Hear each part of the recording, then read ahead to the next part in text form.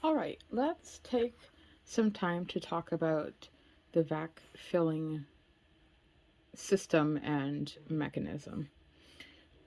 So,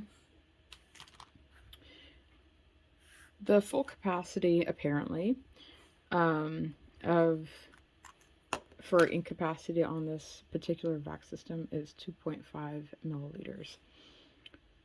I was in the process of conducting this test myself when I had a bit of an incident, and unfortunately, my ink level, when I lost, all that ink when I was measuring it, has dropped down, and now I'm not able to um, conclude the test because I can't refill it because the nib won't fully reach anymore. But um, I got enough information that I'm content with my my testing. It would have been nice to have the amount of ink level I required to finish it, but that's all right. So anyway, 2.5 milliliters to um, full capacity of the ink there.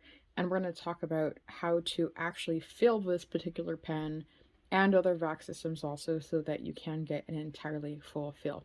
I'm also going to cover how much ink you'll get on just a normal fill, if um, plunging it several times is beneficial, and for um, not having full fills. So, because of the design of the Pilot 823, there is no access into the ink reservoir area in the respect that um, this section does not remove, like on other Pilot models that are not vaxxed.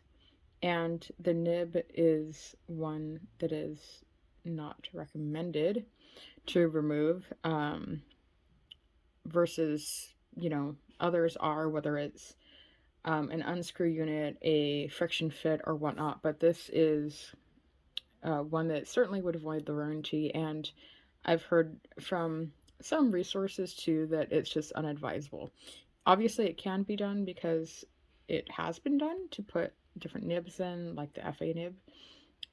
But for most people, it's not something you're going to be doing to be cleaning out or refilling the ink capacity on this particular pen model. So we're going to go about it the traditional way for those reasons. And we'll talk about cleaning as well. So here is some Ferris wheel press ink.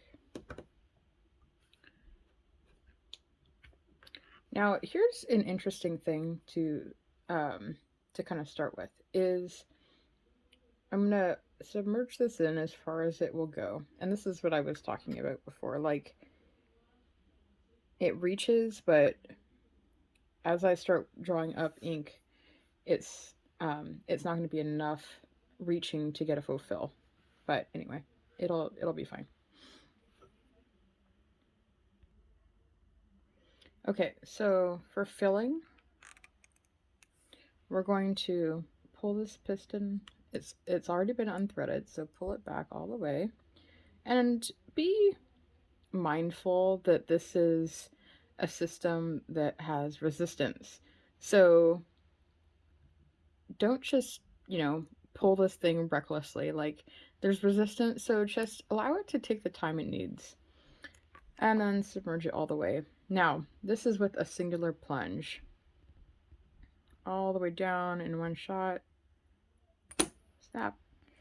And you'll see it fills to there. So let me show you what that looks like with the pin out. So quite full, but there's still a space there for more ink capacity. For my particular opinion and preferences, so I measured this at a 1.5 milliliter fill, and that is more than enough. I'm not one of the people that's like, oh, I need to get a full fill.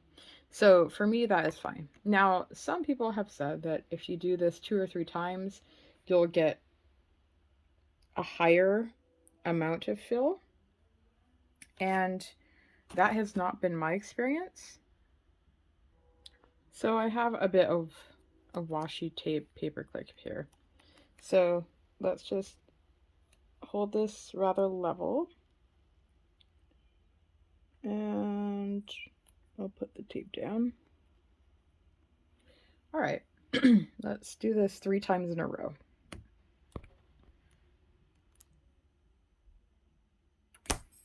One, two,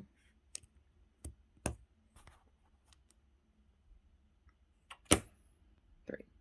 Now, again, the nib is quite all the way in, but there's some room. So I don't know how accurate this is going to be, but at least for my purposes today, that did not make an improvement plunging it 3 times. So I would say on the regular, when you're filling this, whether you plunge it once, thrice, or probably even 5 times, you're just going to get a 1.5 fill. And that's kind of like what's to be expected. That's what I was getting even before my ink level went down. Okay, so now I want to discuss with you this idea of getting a full fill. So there's some error here. This procedure is not original to me. Others have done it before, but basically you're going to pull the piston all the way back. And it's important that you do it all the way, okay? So not halfway, all the way back. And hold the pen upright, and we're going to start to push the piston to allow to expel the air, but not the ink. So you're going to, again, the piston should be all the way out and all the way back. And you're going to want to keep an eye on the nib, because what you want to be seeing coming out is bubbles. And do it very controlled and slowly. Then once you see ink pooling at the top here of the feed where the ink does expel, you're going to stop, because that means that all the air, has been expelled. So let's go ahead. Just nice and slowly. There's a lot of pressure here, so it's important to do it in a controlled manner. And if you let go, it's going to come back. So just be mindful of that. And as I reach the top, I'm going to put it more and more upright so that that air bubble can be released. Okay, still seeing bubbles, still seeing bubbles. Okay. Ink pooled. So now the other thing you want to make sure, okay, see how ink got behind there? So that's not going to work. We're going to have to try this again. Why that happens, I'm not exactly sure. Oh, you know what? It worked anyway. Okay. So anyway, there you go. Generally, it's better if the piston moves and it keeps all the ink on the left side of the plunger, not the right. I've had more success when doing this test when that is the case. However, I just did it anyway and it still worked. So now I have a completely full fill. Now, with the exception of this little air gap and bubble at the top there, and that's what I was trying to explain before, is because my ink level is too low, my nib only fits about this much in, so it wasn't able to get as much suction as it normally could. But when I conducted this test before my ink level had dropped lower from my spillage, it did entirely fill this vac system to full ink capacity. Now, unfortunately, I was not able to test the amount of ink that I was able to hold, but from other resources, it apparently is, 2.5 milliliters. I'm going to take their word for it. So let's expel this ink back in.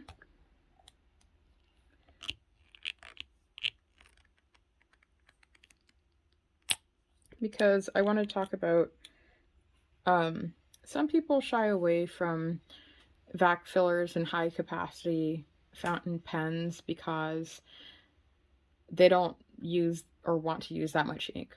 And I myself, I use a lot of ink sample vials, and I often don't do full fills on my fountain pens because I enjoy being able to, one, clean them regularly at least once a month to maintain them, and two, I like trying and switching out my inks. So I want to share with you that you don't have to always fill this vacuum um, ink reservoir all the way. You can just do a smaller fill so that you can enjoy a pen like this without the demand of having to fill it entirely. So what we're going to do, so just so you know also, basically from here to this little indentation here, that is where the pressurized section of the chamber is. And right after that indent, it tapers wider, and that's where the pressure is released and ink sucks in. So if I pull this piston back and the plunger with it to anywhere less than full or to all the way back and pressurize that, you're going to get a less than full fill. So if I pull this back all the way, I'm going to get, the 1.5 mil fill. To get the 2.5, apparently, I have to expel that extra air and then pressurize it, and then I'll get my full fill. If we want a shorter fill, I can just pull it back halfway or maybe a quarter of the way. But remember that this is the real place that you're measuring from, not here, right there. So keep that in mind when you're how far you're pulling it back. But if I pull it back halfway and go ahead and do it this way, let's try it. There you go. So I measured this prior, and it's just shy of a 1 milliliter fill. So that's pretty close to what you would be getting on a cartridge converter or a cartridge anyway. So, and it's honestly not even a challenge at all as far as performance. It's not like because I didn't get a full fill, the pen's not going to write properly. It's going to write just like it would normally anyway. So it's just that it's, going to be a good deal empty for a lot of the time. And I'm totally cool with that. So, I don't think something like that should hold people back from getting a pen that they would enjoy using. This is a beautiful pen, and Pilot doesn't have anything else like this other than in the custom 823 design. So this semi-translucent amber doesn't come in any other option. So if you think this pen is beautiful, and it is a very comfortable pen, and the VAC system is very fun to use and interesting, so it's a nice addition to a collection. And if the ink capacity is a drawback to you, don't let it be. It's really not that big of a deal.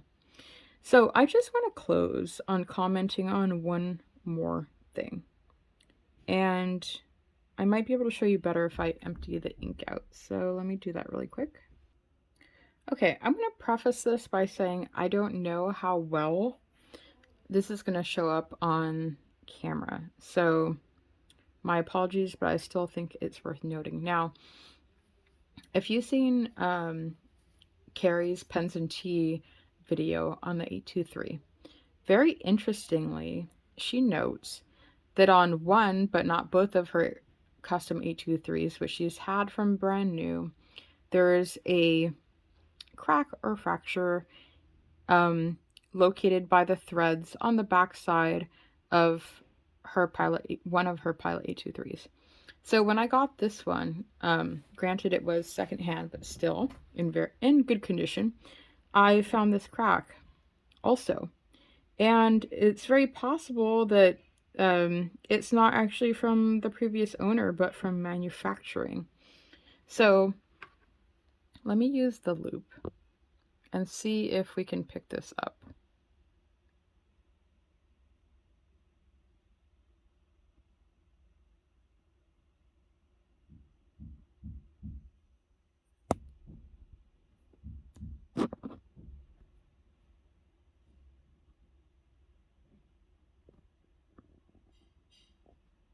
Pretty sure that's it. Yeah.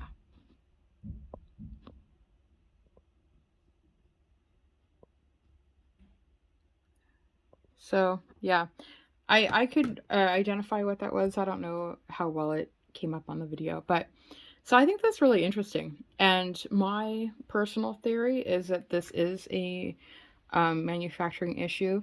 And I think when they insert this back plunging mechanism and system, like when they thread it in and probably glue it or shellac or whatever they do, I think that there's perhaps too much tension applied when securing it, and some of them end up with this crack and fracture right on these threads. Because the only part of these threads that actually functions is the outside part, not the inside, which we can see the crack is at. And I it's possible also that maybe this piston knob was over tightened, and I think that's less likely, but I still think it's a possibility. So I think that's interesting. If if you have an 823, take a look and just in the light and very slowly see if you can find that crack and fracture on yours. I'm just curious. We're all curious. We would like to know. So that is the overview and look at Pilot's Custom 823. Thank you for watching and enjoy your pens. It's all up to you now.